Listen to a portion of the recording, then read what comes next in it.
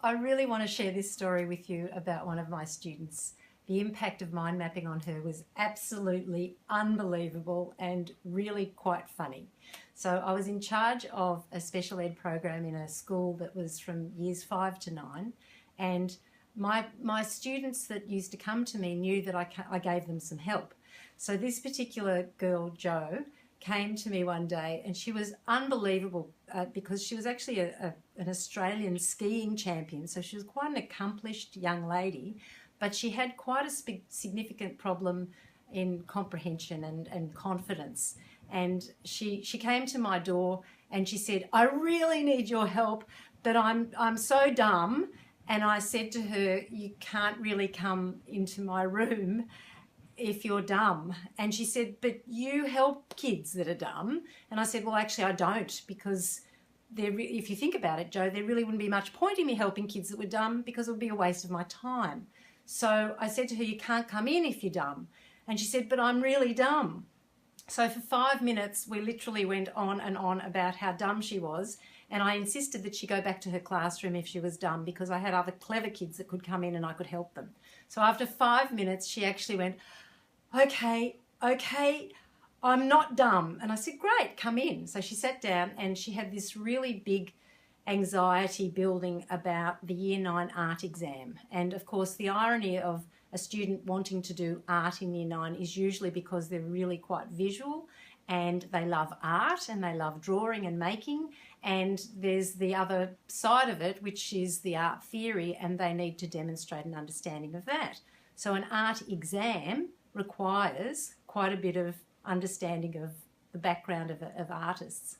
So she said, I've got to know all about these impressionists and this one particular artist called Monet, and I've got this whole blurb and I don't know how to do it, and I won't remember it, and I'm so dumb." She started the dumb thing again, and then she stopped and realised she'd probably be kicked out if she said that word again.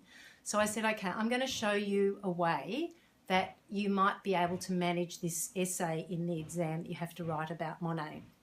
So I grabbed a piece of A3 paper, and I actually had then my favourite pencils, which were Derwents. Most of you will know the Derwents. In fact, as a little kid growing up, I was very excited about having 72 Derwents because I realised they were a bit of a privilege. So I started off and I said, "You tell me his name." And so she confidently told me his name. And I basically wrote Monet in the centre. And I said, "Are you with me?" And she smiled.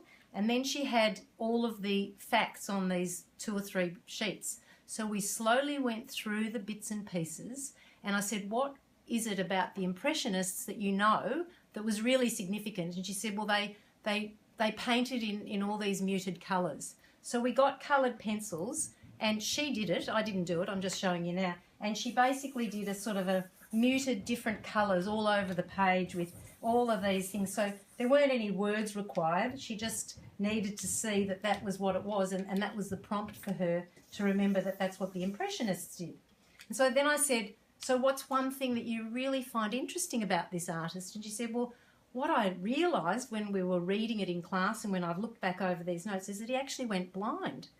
And I said, "Oh," I said, "that's really amazing that he was a famous artist and he went blind." And she said, "Yeah, that's what I thought." So I said, "How would you show that?" And she said, "Well, I'm not sure." I said, "So when you go down to the beach with a dog and you come across a sign that you see is you're not allowed to take the dog on the beach, what's the image that you see?" And she said, "Well, you see a picture of a dog with a red line through it." I said, "So to show that he was blind, would it be a good idea maybe to draw an eye?" Let's just do another little thing here about blind Monet, and let's draw an eye. Now, excuse my artistic talents. And let's just put a red line through it. And I said, "Will that remind you that he went blind?" And she went, "Yeah, that's really obvious." And I went, "Okay." So we went right through all the facts about Monet and we created a mind map. And I then said, and I made this up, I said, "Look, I'm really busy.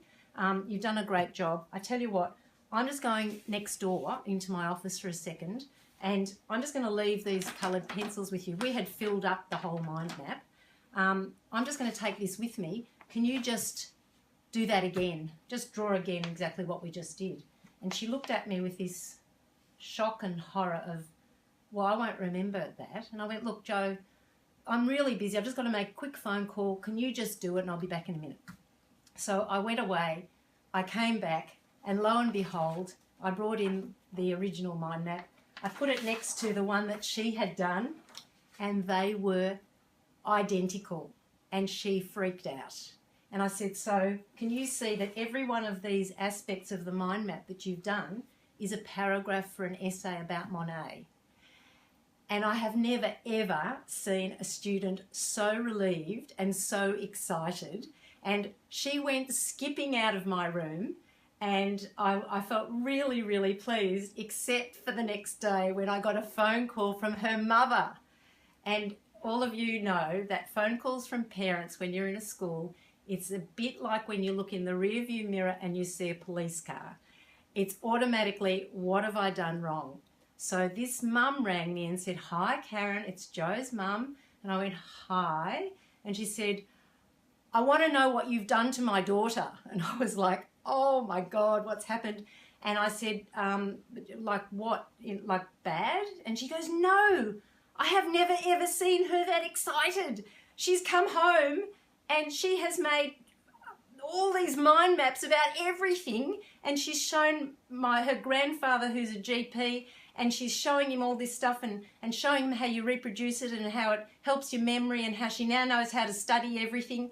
And I went, oh, wow. And that was it for me when I realised that we have to find the key to unlock the best way for students to learn. And for some students, this is one of the most powerful tools you can use. So if you're not sure about mind mapping, can I suggest you get onto it, Google it. There's heaps of stuff out there. It is absolutely unbelievable.